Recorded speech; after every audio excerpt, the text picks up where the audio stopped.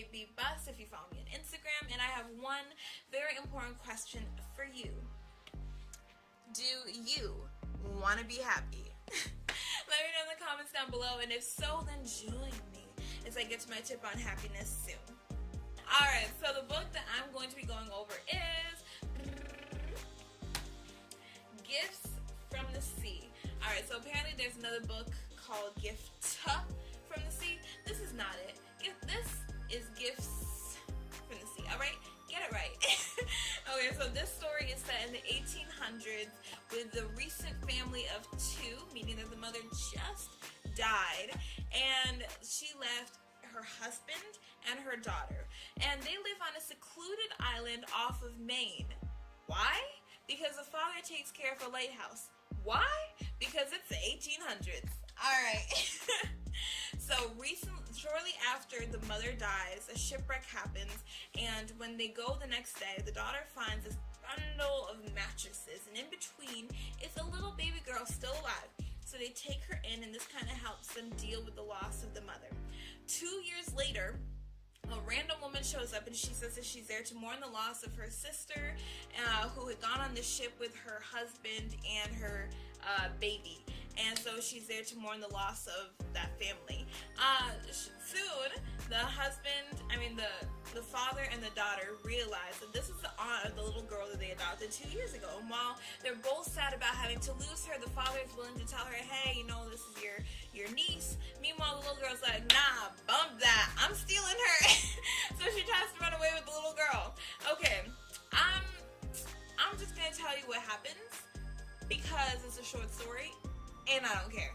So her escape attempt fails, nearly getting them killed. And when they get back to the island, the father and the lady are just glad that they're both okay. And since it's a secluded island, you know, secluded, and since it's a secluded island, she has no way off the island until someone comes, since it's a secluded island and no one's really going to be able to take her off of it for a while, she decides to stay and figure out what it is that she's going to do. And in the meantime, she gets to know the father and the daughter and the little girl, and she falls in love with them. And so the guy comes who can take her away, and the dad proposes, and then this beautiful family emerges who's secluded on an island off of Maine just to look at a lighthouse. So cute. Okay, so what did I learn from this? Okay, so what I learned from this is that the daughter, the girl, she had some issues with letting some things go. You know, her attempt to hold on to the little girl nearly got them both killed. Alright, her attempt to hold on to the past and hold on to just everything about her mother nearly lost her the ability to take in a new mother figure.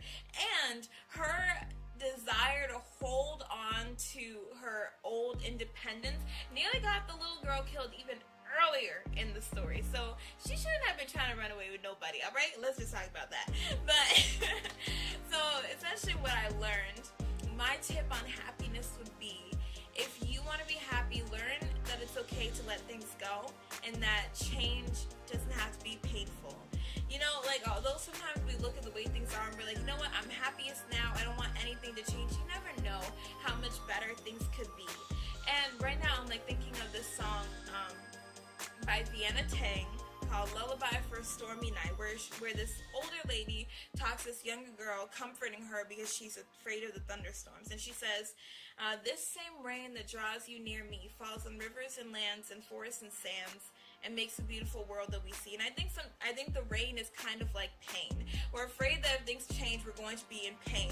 But you know what? The rain helps make the world be even more beautiful, be even more precious. Sometimes we're like, we don't want to get caught in a rainstorm, but at the same time, it helps the rivers, it helps the trees, it helps the sands, it helps the world. And just like that, the pain that we go through makes it even better when something amazing happens in our lives. So, don't be afraid to let things go.